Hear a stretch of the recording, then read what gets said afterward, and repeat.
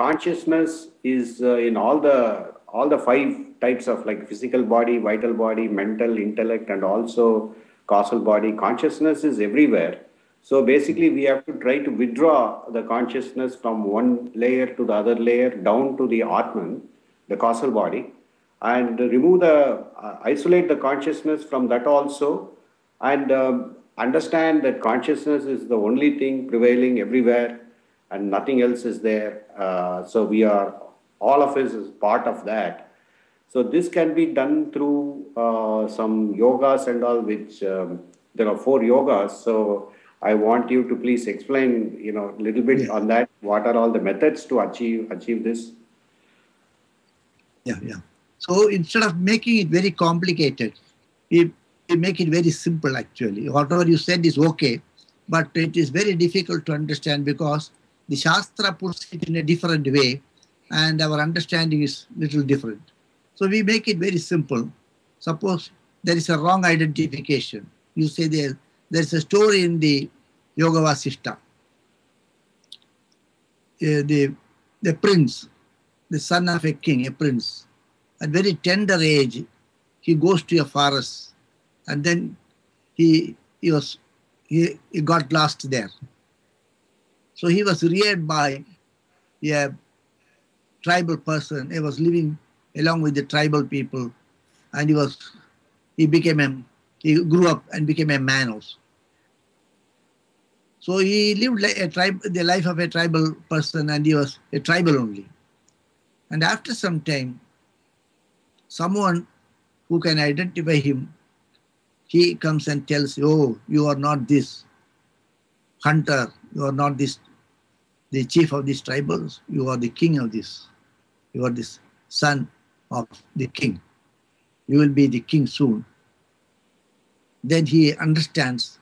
Then automatically, once he goes back to the country or town, and he goes to the palace, then he identifies that I am so and so, like the new identification comes. Like that, there is a wrong notion now. That wrong notion has to be removed. That is removed either through devotion to yoga practices, by observing all these sadhanas. All these sadhanas ultimately help us to wipe out the wrong notion and the limitation of the mind. It is usually said that when we are seeing a dream, we identify with the dream character and we feel that is true. The moment when we get up, it becomes automatically false. So likewise, an awakening is required. That's why I told in the beginning that we have all the potential. You are basically divine. There's only a wrong notion that I am so-and-so. So Jambavan tells Hanuman, you can do this.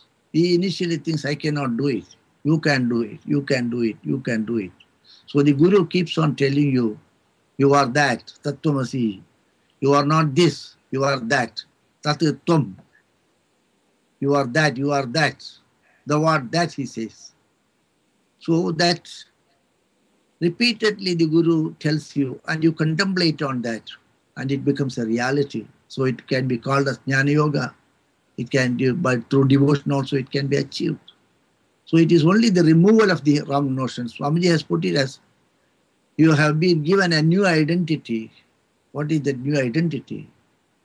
Now we have got a wrong identity. Now you know that your real identity is this. So we keep on